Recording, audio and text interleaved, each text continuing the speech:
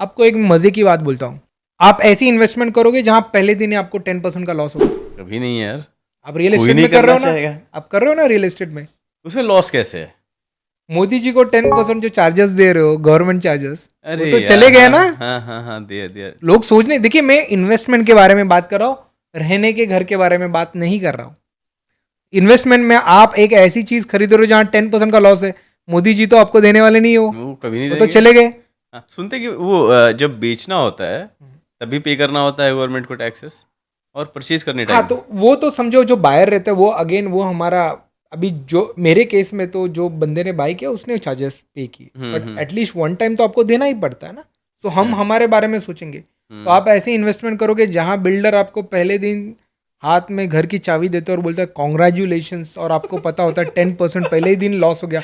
और 10% छोटी अमाउंट पे नहीं है, 1 करोड़ पे 10% 10 लाख है। My God. ये देखिए, यही प्रॉब्लम होता अब है जब पाँच हम करोड़ लोग, का है तो 50 लाख दे दो गवर्नमेंट को। देखो जो बंदे के पास 5 करोड़ है ना उसको जेन्युइनली फर्क नहीं गिरता, और जो बंदे के पास 1-1.5 करोड़ है उसको जेन्युइनली फर्क गिरता है। आई टेल यू दी, जिसके पास 5 करोड़ है समझे उसके पास बहुत पैसा। मैं मिडिल क्लास के लिए बात कर रहा हूँ, हाँ हाँ आम हाँ लोगों के हाँ लिए बात कर रहा हूँ। तो लोग सोच नहीं रहे ये चीज के बारे में, इन्वेस्टमेंट के बारे में अगेन, हाँ कि हाँ आप ऐसी इन्वेस्टमेंट कर रहे हो जहाँ गोल्ड का ले लीजिए ना आप, 2 मोमेंट ज्वेलरी लेके आप दुकान के बाहर आपको 10% का लॉस हो रहा है, मेकिंग चार्जेस चले गए। हाँ हाँ हाँ हाँ हाँ। इन्वेस्टमेंट के लिए बात कर रहा हूँ। हम्म। अगर आप वही बिस्किट लेके खरीदते हो तो डिफरेंट थिंग। तो हम लोग बहुत इमोशनली इन्वॉल्व है गोल्ड के साथ, रियल एस्टेट के साथ, अपना दिमाग नहीं लगा। This is the reason I sold my house immediately. हाँ।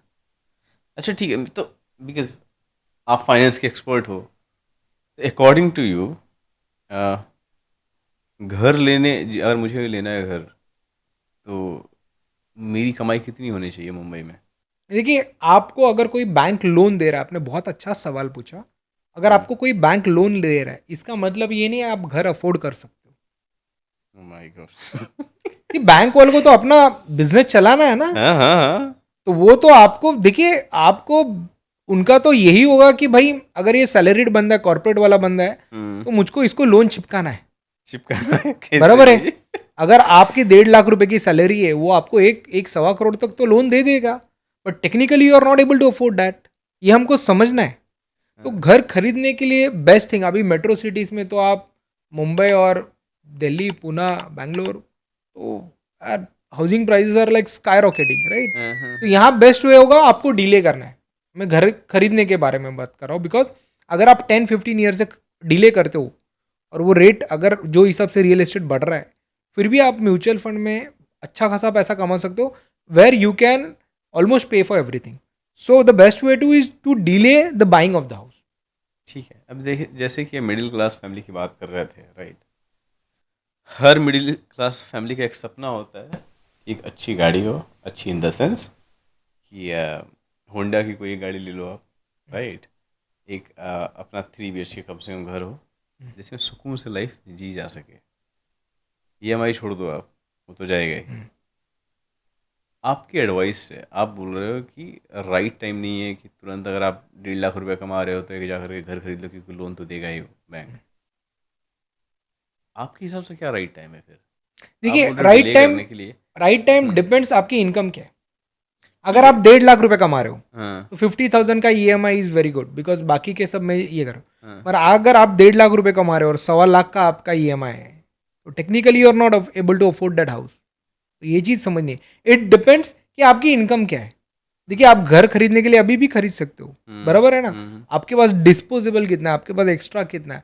अगर हम पूरा जो हमारा इनकम है 70-80% अगर EMI में लगा रहे हैं, बराबर है, ऑफकोर्स आगे जाके हमारी सैलरी ग्रो हो रही है, बट दैट इज नॉट। अभी आप गाड़ी खरीदने के लिए आपको गाड़ी की ज़रूरत है, राइट। आपको 10 लाख की गाड़ी मिलती है, 15 की मिलती है, 20 की मिलती है और 30-35 की भी मिलती है। हम्म बैंक तो आपको लोन देने के लिए रेडी है, तो हम्म आप 30-35 की लोगे क्या? राइट ना, we also need to understand I cannot afford it. Hmm. अभी ये बच्चे लोग में फैड क्या है देखिए ना, उनका एक होता है कि कॉलेज के बाद अगर जो खास करके जो लोअर मिडिल क्लास से आ रहे हैं हम्म। कि हमको आईफोन खरीदना है। शौक। हो, देखो होना चाहिए, कुछ गलत नहीं है, हम्म पर can they afford it technically?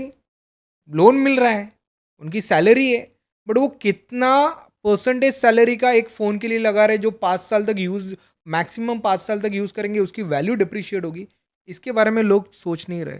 तो लोग शो ऑफ में बहुत ज़्यादा जा रहे हैं। सो आप पेपर पे आप अफ़ोर्ड कर रियलिटी पा से रहे हो। लोग भाग रहे हैं। हाँ, पेपर पे आप देखिए, मेरा मानना है, मेरा आई आई आल्सो यूज़ आईफ़ोन, हाँ, पर बात वो नहीं है। आपको चीज़ तब खरीदने के लिए अब अफ़ोर्डेबल है, जब आपको देखी, अच्छी लगे और आपने लिया। आपको ज़्यादा सोचना नहीं पड़ रहा है। हाँ, मतलब आपके अकाउंट में जो पैसे हैं, फ़र्क नहीं पड़ेगा अगर निकल भी जाता है। हाँ, आपको एडजस्टमेंट नहीं करनी पड़ रही है, हाँ, राइट? हाँ, हाँ, आपको हाँ। अगर घर छोड़ के बोल रहा हूँ, अगर बहुत ज़्यादा एडजस्टमेंट करनी पड़ रही है अगर छोटी-मोटी चीज़ों में, तो आप हुँ, टेक्निकली अफ़ोर्ड नहीं कर सकते। अभी हुँ। आप नीचे जा रहे हो, एक वड़ा पाव खाना है, तो आपको सोचना नहीं पड़ रहा है। हुँ, हुँ, you can hmm. Afford it, hmm, right? हुँ, हुँ, हुँ। बट यही चीज़ें कितनी बार आप, अगर आपको हर एक चीज़, अरे नहीं इधर से एडजस्टमेंट करनी है, उधर अरे वो ईएमआई आने वाला है, और बाद में आप फिर भी आईफ़ोन लेने जा रहे हो, so you are not able to afford it.